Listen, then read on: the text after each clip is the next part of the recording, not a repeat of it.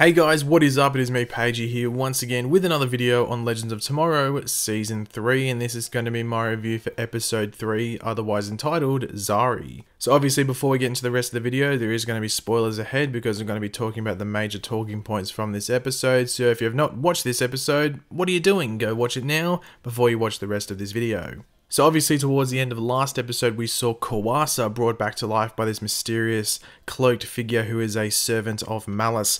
Now we had no more Malice in this episode. I may as well get that out of the that out of the way, I guess. There was no Malice this episode, but you would think Kawasa was sent by Malice to do whatever she was doing this episode.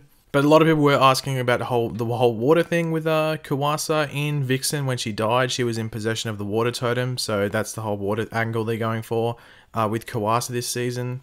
But jumping into the episode, it started off with a new intro. Supergirl had a new sort of intro this week, might I say, for the rest of the season. Flash has been the same since it's been in episode 1 and 2. But Legends had a new one. We might get a new one with Arrow as well. Who knows? In the next couple of days, we'll have to wait and see there. But yeah, Legends had a new one with some stuff from episodes 1 and 2 chucked in there. I thought it was pretty cool. Going to be interesting to see whether they keep the whole, running theme that they have with their intros, where one week Sarah will do the intro, the next week Ray will do it, then Stein. They swap around the different characters doing the intro. So I'd be interested to see if they do that, weekly. This week it was Sarah because she is like the boss of the team. But anyway, the episode starts in Seattle in the year 2042, where Kawasa appears to capture our new character known as Zari. Now, Zari was actually being captured by the future Argus. I actually didn't notice it at first, and I was like, oh, it's Argus, holy crap. So it's nice that they tied in Argus into all of this, and this is something typical that Argus would most likely be doing. Now, it was pretty cool when we saw Maya having that spider dream / nightmare, how she was literally just hooked to the ceiling, and you can even see the spider, I guess you could say. I'm not too sure the correct word to use, but the hologram, if you want to call it that, or the production of that, whatever that spider was. It was pretty cool. But essentially this is what Amaya is having, because her totem is basically out of control. She's having all these visions, like dreams and nightmares and stuff like that. So with a spider it's not too bad, but if she's like a rhino or an elephant or anything, a bit more lethal in size, she could do some massive damage if she starts having these nightmares and sort of starts sleepwalking, if you want to call it that, with these weird visions. One interesting thing in this episode, which definitely piqued my interest, was that metas have been illegal since 2021 with this whole Anti-Metahuman Act. So I wonder what happened to cause that, because if you think about it, that's not too long in the future. That's 4 years in the future from the present day. So we could actually see that happen in one of these seasons. Flash would be up to season 8, and that's probably the show that might introduce that. So we could see that happen, but yeah, interesting that they would make it 2021, because that still puts it in the realm of possibility with these TV shows where one of the shows could cover that storyline. So I don't know, I wonder what happened to cause that. I wonder if anyone has any thoughts on that. Leave them in the comments.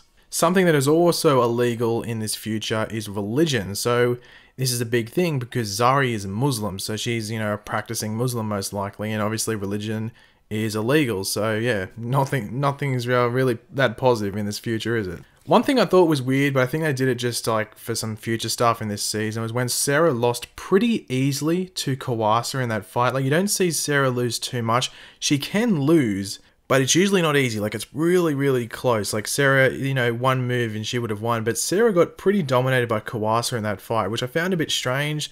But I think they've done that so, when Sarah and Kawasa verse again, whenever it may be, it'll be closer and Sarah can win and go, hey, I got my revenge and stuff like that. Now, as I said, Amaya was having those weird dreams and nightmares because her totem was out of control. So Nate gets this root extract. I can't remember the exact name. I'm just going to call it the root extract. And he gets Gideon to synthetically create it because, on the Wave Rider, they synthetically create all the food, the clothes, the drinks and stuff like that. So Gideon can basically create anything, and she's made this root extract to help Amaya out. But back to Argus for a second, we find that they're actually testing on metas. So the metas that they've captured, they're testing them, they're torturing them, they're doing all these experiments on them. We don't really get it revealed why necessarily, but I was hoping we might have seen a very familiar metahuman from the comics. I couldn't pick anything out. They looked very cliche, oh, a dude that can produce electricity. I think there was even 2 dudes that looked like they could produce electricity, and everyone else looked pretty normal. There was a guy that looked pretty strong, but he didn't look, metahumanly strong, if that makes sense. So what happens is that they get released because Jax is like, what the hell? Let them out, let them out. So they get released, and I was like hoping we'd get more with those metas, but I can understand why they didn't, because it would have been a bit of a costly thing to do, and Legends is already a show which costs a decent amount to make. Like, we didn't even get any Firestorm this episode, I'm pretty sure, so I can understand why they didn't like go crazy with all these different metahumans using their powers. But the funniest part of the episode, like easily the funniest part of the episode, and I think it's my favorite character moment on Legends ever, was when Nate was high or like just tripping out on the root extract, and he was trying to get the Wave Rider to everyone while just tripping out, and everything that followed as well. So it was just hilarious. Like, I would watch that moment over and over again. It was just really, really funny to watch. And even after, when everyone else is on the ship and he's like, shh, the marshmallows are talking, all this different funny stuff, I was like, oh, this is hilarious. Like, we need more hallucinogenic Nate. I think that should be his metahuman ability, just, tripping out. Because when he's tripping out, he's hilarious. So, was I the only one that found it extremely funny? Because I was losing it when it was happening. But back to Amaya's visions for now, we find out that her totem is growing stronger and she's finding it harder to control due to the threats around her. So this is obviously hinting at Kawasa, but also possibly some other stuff that we will find out in the next couple of episodes. So that does explain it all. Like, it would make sense that her totem would feel the threat around her, feel the need to get more powerful, but Amaya's not recognizing that now. But obviously, towards the end, she does recognize that and gain control. We do find out that Argus killed Zari's brother, and that's why they had her like little amulet thing. I was thinking that maybe when she got taken, they just confiscated it because, it was the source of her powers and they wanted to use it, but also didn't want to give it to her because she could use it to break out. But her brother was the one that was using it, and Zari, feels...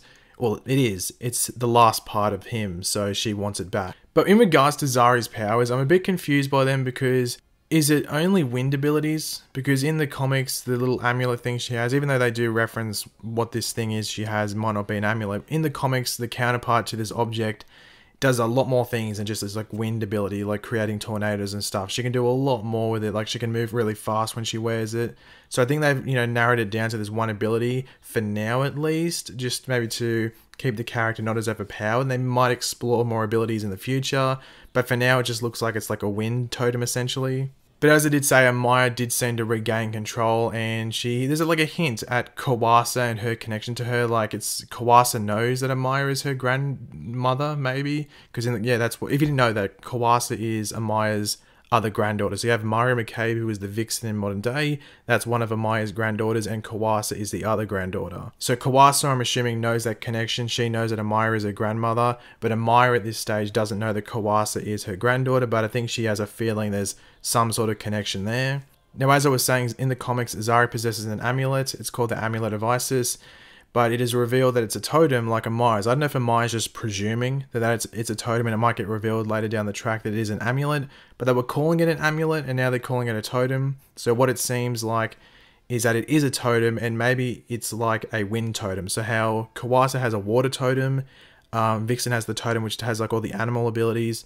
So Zari's possessing like a wind totem or like an airbending totem, stuff like that. Which would make sense, as I was saying, if they don't want to make it too overpowered, they can just make it that this totem is, just for wind stuff and making tornadoes and flying, narrowing it down and not having it so it's too overpowered. Because one thing with Legends is these characters can be very powerful, but they are very vulnerable when certain things don't go right. So you don't want to make a character too overpowered. So it does seem like that's what they've gone with the whole totem thing. Just try and keep it narrowed down in regards to its power set and not make it too overpowered. But the episode finishes off with us going to Ivy Town in 1988, and we see young Ray Palmer on his bike running away from some bullies. Feels like It a bit. We had It come out a couple of around a month and a half ago in the cinemas. Felt a bit like that, and it also did feel like another movie, E.T., and that gets more like recognizable in regards to it being like E.T. when Ray goes into a sewer and he meets an alien. They don't reveal in this episode what it is. I know what it is. It's a Dominator. They've revealed this early on that Ray Palmer will meet I think it's not like a fully grown Dominator. It's like a adolescent Dominator. So not a baby one, but like a, maybe around the same age as Ray Palmer. So they're basically like the sort of the same like level of development, if you want to call it that, in regards to their species. So they're going to get along, and it's going to be basically like Legends of Tomorrow meets E.T., and I think it's going to be really fun. The Legends are going to go back to 1988. We're going to get a lot of 80s references, and it's a Halloween episode as well. So there's a lot to look forward to in next week's episode. But overall, I thought this was a really fun episode. It was a really good episode to meet Zari, just learn a bit more about her. You feel for her, but also you're excited to learn more about her in the next couple of episodes to come. And also we got more stuff with Amaya and Kuwasa, and I'm very interested to see when we're going to meet people like Damien Dark. I think we might meet him next episode, I think, just because, that's episode 4, and I think they might want to start, gathering up all these villains that the Legends are going to be coming up against. But thanks for watching, guys. If you did enjoy the video, it'd be awesome if you could drop a like on it to show your support for the video and the channel as a whole. Let me know in the comments section down below what was your favourite part of the episode, what didn't you like about the episode, all of that in the comments. It'd be awesome to see that. And of course, if you are new to the channel, make sure to subscribe. I'll catch you later, guys. Goodbye.